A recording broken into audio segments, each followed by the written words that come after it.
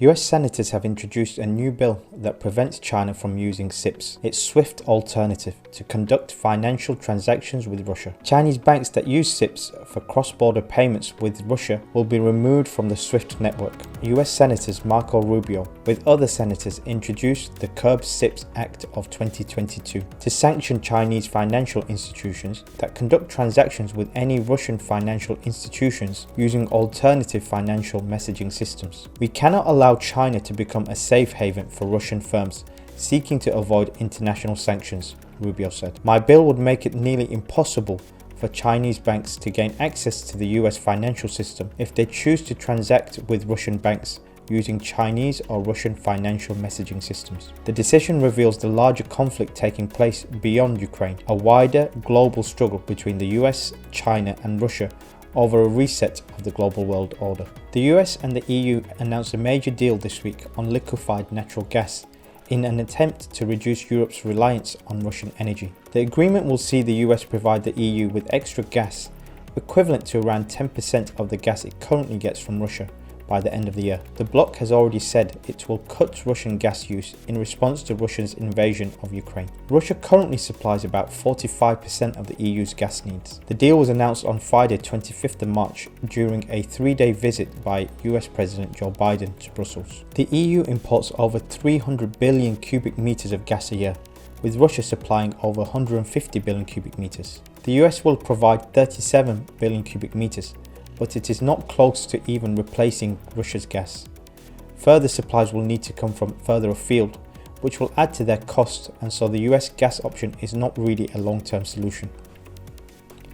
Head of the General Staff of the Russian Armed Forces announced that the main tasks of the first stage of the operation in Ukraine had been completed. Speaking at a briefing on Friday the 25th of March, General Rutskoy did not rule out storming Ukrainian cities that had been blockaded. The announcement was interesting.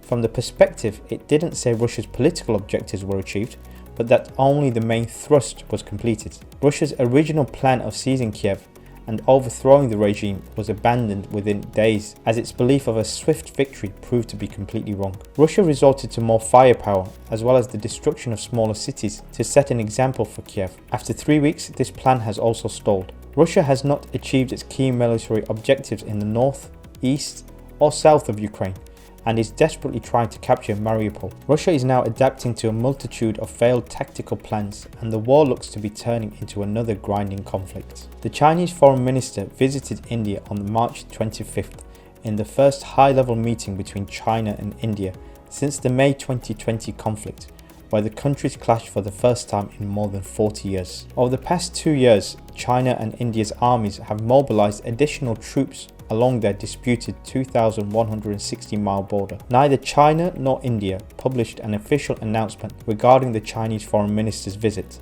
but China's attempt at normalization with India comes at an interesting time. The visit comes as China attempts to avoid political and economic isolation, as its support for Russia's invasion of Ukraine continues to impact the country's international reputation. Yemen's Houthi rebels have acknowledged a series of attacks on Saudi Arabia after state media in the kingdom reported rocket and drone strikes targeting an oil depot in Jeddah and other facilities in Riyadh. The North Jeddah bulk plant stores diesel, petrol and jet fuel for the use in the city. It accounts for more than a quarter of all Saudi Arabia's supplies and also supplies fuel crucial to the running of regional desalination plants. The attack took place as Riyadh gears up the second ever Saudi Arabian Grand Prix.